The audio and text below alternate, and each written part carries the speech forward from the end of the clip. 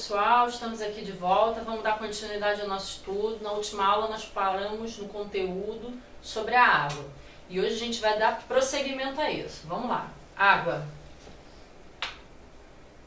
Aula 35, tá, gente?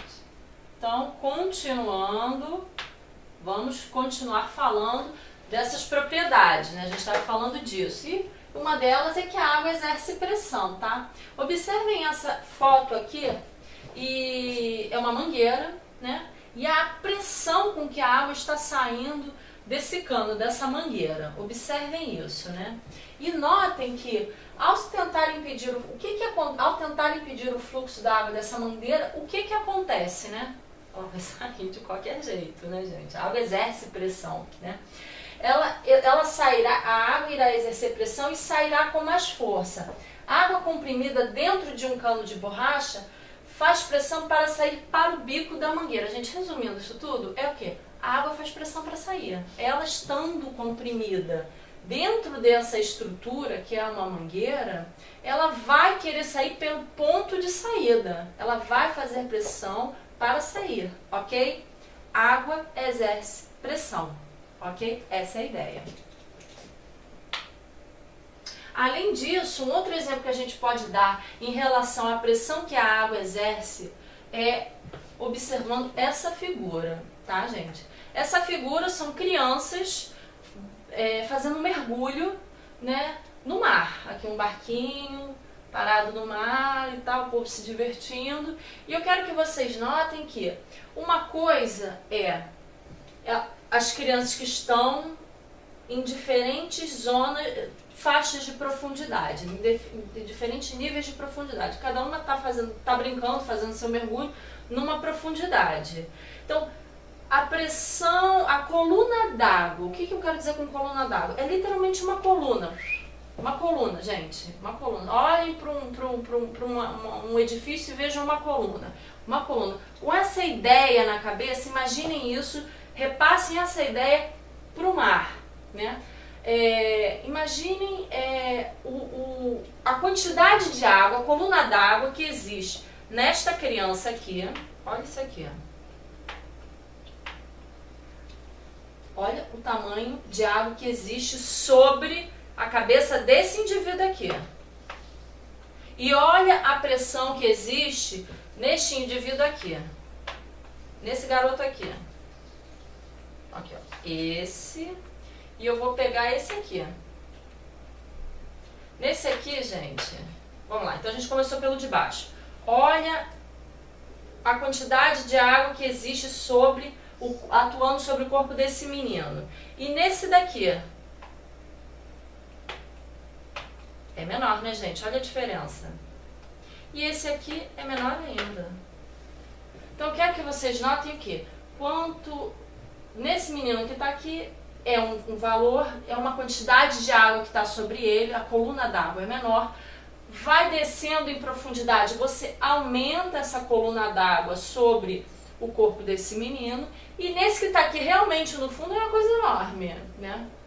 É bem maior. Ou seja, gente, isso tudo para mostrar para vocês o seguinte: quanto mais profundo a pessoa estiver, né, quanto maior a profundidade, maior será a pressão que a água vai exercer sobre aquele corpo. No caso, essas três crianças que a gente mostrou aqui. Quanto maior a profundidade, maior será a coluna d'água que vai estar sobre o corpo desses indivíduos e maior será a pressão que a água vai exercer sobre esses corpos. Esta é a ideia, ou seja, mais uma vez mostrando que a água vai exercer pressão sobre os corpos, mas agora de uma maneira diferente, tá bom, gente? A gente está falando do mar e da coluna d'água.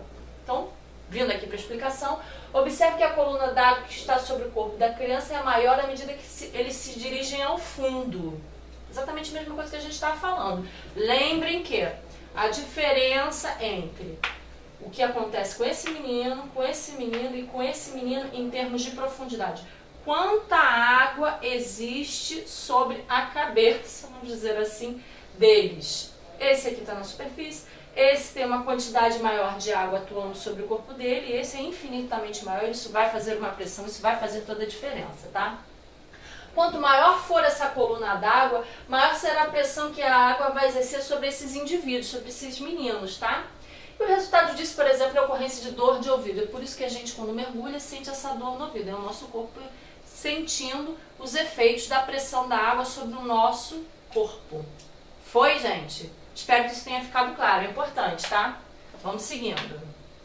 Agora vamos falar de uma coisa bastante interessante, que é o princípio dos vasos comunicantes. Mais uma vez, observem essas figuras aqui, gente. Essa aqui e essa aqui, que é exatamente a mesma coisa, tá? Só que aqui os vasos têm uma aparência bastante diferente. É isso que eu queria mostrar pra vocês, tá? Gente, o princípio dos vasos comunicantes é uma coisa bastante interessantíssima. O que vem a ser isso, né? São um sistema de vasos, são diferentes vasos. Esse aqui é um vaso individual, esse aqui é o segundo, terceiro, quarto, quinto. Então aqui, gente, 1, 2, 3, 4, 5. E aqui a mesma coisa, né? Isso aqui é só título de vocês observarem as diferenças. Então, um sistema de vasos, e cada um independente de si, porém com uma base comum, gente.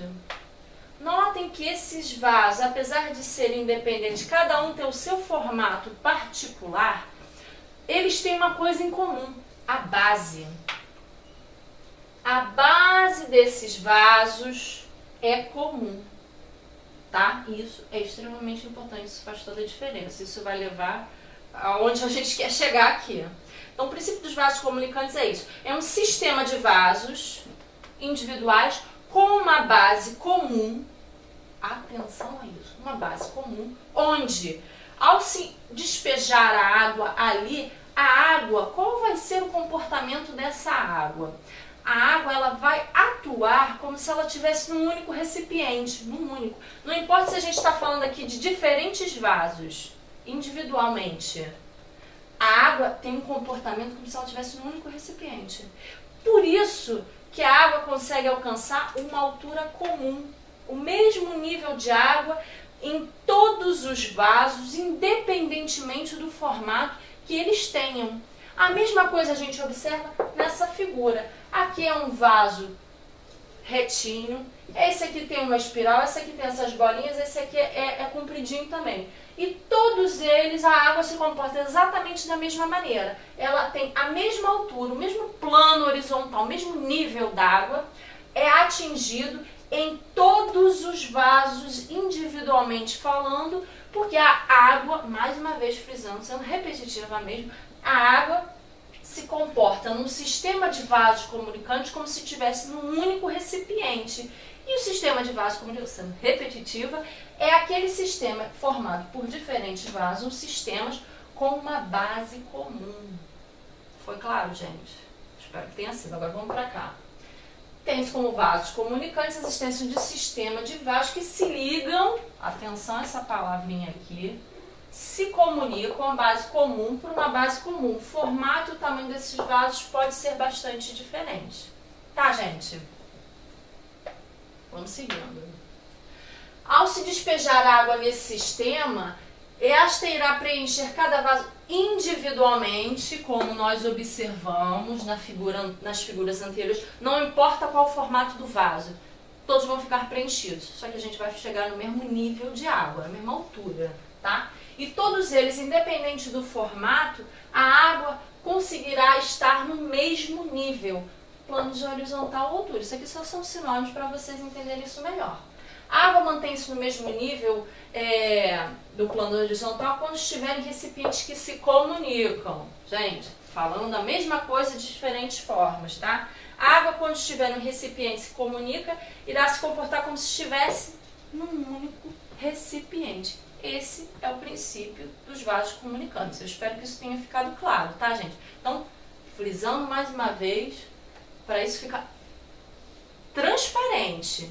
Sistema de vasos comunicantes é formado por diferentes vasos que podem ter formatos diferentes, isso não importa, mas eles têm uma base comum e essa base comum comunica, liga cada um desses vasos, entendeu? Não importa o ápice, a base é comum e eles se comunicam. E quando você despeja a água ali, ela vai ter um como se estivesse num único recipiente, não importando o formato desses vasos. E por isso ela consegue atingir o mesmo nível, a mesma altura, o mesmo nível de água. Tá bom, gente? Vamos seguindo.